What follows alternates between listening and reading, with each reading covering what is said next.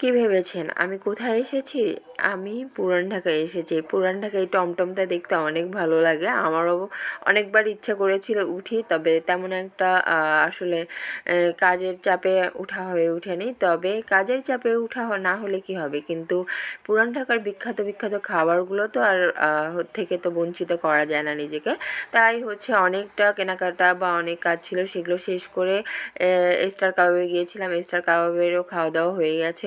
ওখান থেকে খাওয়া দাওয়া শেষ করে চলে যাই বিউটির লাচ্ছিতে। তো এই ছিল বিউটির লাচ্ছি, ভাইরাল বিউটির লাচ্ছি। এটার নাম অনেকবার শুনেছি, ফার্স্ট টাইম আজকে আমার আসা হয়েছে। তো ওনাদের বানানোটা দেখতেছি, দেখে আমার অনেক ভালো লাগছে। বিশেষ করে দইটা দেখে এত লোভনীয় ছিল, মানে আর এই আঙ্কেল হচ্ছে নিজের হাতে বানাচ্ছে। এত পরিমাণ জ্যাম ছিল যে আমি ঠিকমতো ভিডিওটাও করতে পারিনি এখানে। তো এখানকার আসলে খাবার দাবার সবসময়ই মজার। পুরান ঢাকার খাবারের তো মানে বিখ্যাত আর কি। বিশেষ করে রাতে তাদের খাবারের মানে বেশি মানুষ খাওয়া দাওয়া করে আর কি। তারা খুব এনজয় করতে পছন্দ করে আর কি। আর শাক রাইনে বলেন বা তাদের বলেন, আমি অনেকবার শুনেছি। তবে আমি যতবারই 3 থেকে 4 বার গিয়েছি, তবে এতটা জ্যাম থাকে তাদের, জ্যামের কারণে আমার অবস্থা টাইট হয়ে যায়। তো এই কারণে আমি একটু ভয় পাই পুরান ঢাকায় যেতে। তো একটা বিশেষ কাজ ছিল, সেই কারণে একে যাওয়া। তবে এই বিউটি লাচ্ছি এই দোকানটা আমার একটা জিনিস আমাকে মানে মন ছুঁয়ে যায় এবং অবাক করে, যে আঙ্কেল দেখেন উনি নাকি এখানে 20 বছর ধরে কাজ করে এবং উনি কিন্তু চোখে কিন্তু একদম দেখে না। তো আমি এটা ভিডিও করতেছিলাম, আর আমার অনেক বেশি লাগতেছে যে দেখেন আমাদের সমাজে কিন্তু অনেক সচ্ছল মানুষরাও কিন্তু হাত পেতে খায়, কিন্তু উনি কিন্তু 20 বছর ধরে এরকম এই অন্ধ অবস্থায় কিন্তু উনি ওনার কাজ নিয়মিত এভাবেই চালিয়ে যাচ্ছেন। এবং উনি কি নিখুঁতভাবে কাজ করতেছে আমি সেটাই শুধু দেখতেছি, যে উনি ঠিক মতো পাউডারও নিচ্ছে, তারপর থালা বাসনগুলো খুব সুন্দর করে ক্লিন করে ধুচ্ছে।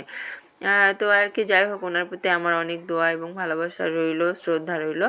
তারপর আমাদের হচ্ছে বিউটির লাচ্ছি খাওয়ার পরে এখানে আপনারা ফালুদাও পাবেন, আরও অনেক কিছুই আছে। বিকালে পুরি আর একটা চাটনি দাও, ওটা নাকি অনেক বেশি মজার, ওটা আমরা মিস করি আর কি। এরপর হচ্ছে বিকাল টাইম চলে যায়। এরপর আমরা স্টার কাবাবে যে গিয়েছিলাম, সেখানেও গিয়ে একটু খাওয়া দাওয়া করি। এখানে প্রচুর পরিমাণ ভিড় থাকে, তো এই কারণে আমার পুরো ভিডিওটা ঠিকমতো করা হয়নি আর কি। তো স্টার কাবাব নাকি এখানকার এটাও অনেক বিখ্যাত আর কি। আসলে খাবারের মানও অনেক বেশি ভালো আর কি। তো এদের মানে রেস্টুরেন্টটা বিশাল বড় আর কি।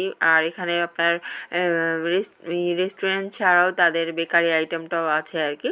তারপর এখানকার খাবার দাবার শেষ করে একটা জিনিস আমার অবাক লাগে, দেখেন তারা চুল পরিমাণ জায়গাও ছাড় দেয় না, কিন্তু একটা বাসার সঙ্গে আরেকটা বাসা, এই জিনিসটা আমার খুব বেশি ভয় লাগে, যে হচ্ছে আল্লাহ না করুক একটা অ্যাক্সিডেন্ট হয়ে গেলে তাদের কী অবস্থা হবে। তো যাই হোক, তারা এইভাবেই অভ্যস্ত আর কি।